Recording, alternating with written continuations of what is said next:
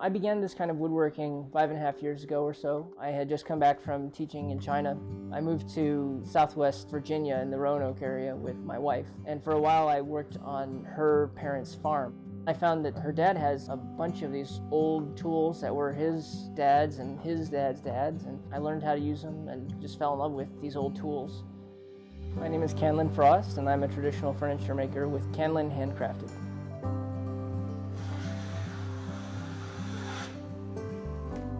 For me, this craft is very intimate. It's very personal. When you work with wood on a one-to-one basis and you're touching it and you can feel its coarseness or smoothness, you can feel an edge and see how square it is, you can feel the grain and you can instantly tell if it's fighting you or going with you. The wood will talk to you. It's part of that relationship. It's a very intimate relationship. When you cut down a tree, you take its life. And when you pick up boards from that tree, they tell you about it. I can tell you how it grew, and I can tell you how big it was and how old it was, where it came from. That tree can't tell a machine anything. And I can begin to understand, after studying the wood, what its future life is supposed to be.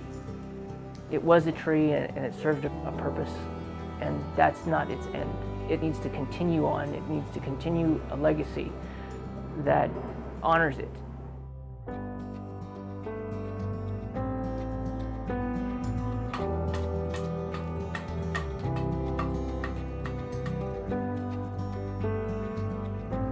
What I do here isn't really about furniture.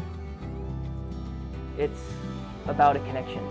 It's about a person who buys one of these pieces and looks at it and says, wow, that's quality that was made by human hands in a modern time.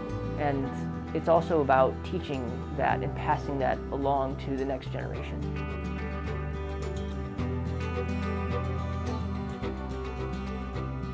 I really aim to practice sustainable craftsmanship in what I do. Our generation is beginning to do something about a problem that should have been addressed a century or more ago, really. We got so excited as a culture about creating things quickly and making more and more and bigger that we didn't stop and think whether or not we should. There are trees that are extinct. You can't even buy the wood for it anymore. They're gone. These were things that our previous generations, they took for granted. Now more than ever, we have a responsibility to preserve these things for our own survival, our own culture. We can't lose these things because there's nothing that will take its place fast enough.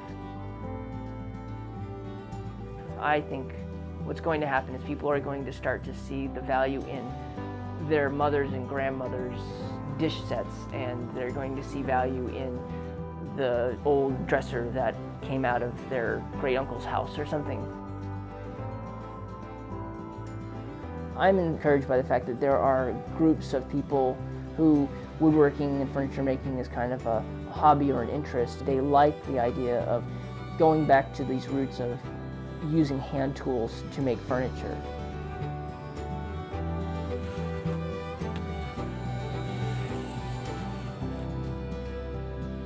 Gandhi had a quote that was more eloquent than I'll put it, but he essentially said that if we lose the ability to work with our hands, then we lose a real spiritual gift.